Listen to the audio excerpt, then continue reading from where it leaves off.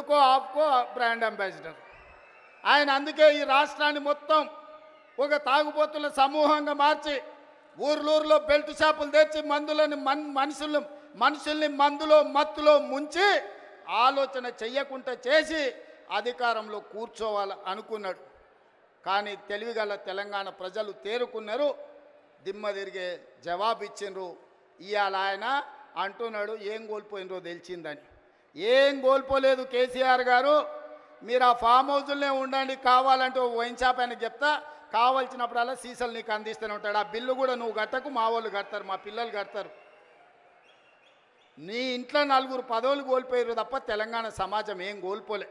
నీ నౌకరి పోతే తెలంగాణ నిరుద్యోగ యువకులకు, నీ తండ్రి కొడుకుల నౌకరి ఊడగొడితే తెలంగాణ నిరుద్యోగ యువకులకు 10 నెలల 50,000 ఉద్యోగాలు ఇచ్చిన ప్రభుత్వం ఈ దేశంలో ఏదైనా ఉంది అంటే అది ఇందిరమ్మ ప్రభుత్వం. ఆ ఇందిరమ్మ ప్రభుత్వంలో 50,000 ప్రభుత్వ ఉద్యోగాలు ఇచ్చిన ఘనత నా మంత్రివర్గ సహచరులదని నేను ఈ వేదిక మీద నుంచి గర్వంగా నేను చెప్పదలుచుకున్నా.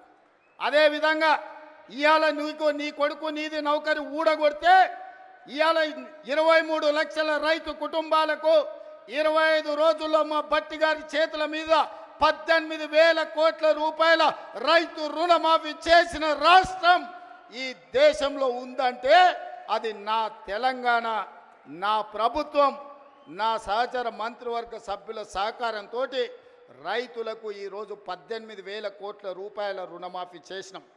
ఇంకా కొంతమందికి రావాలి, నాకు తెలుసు.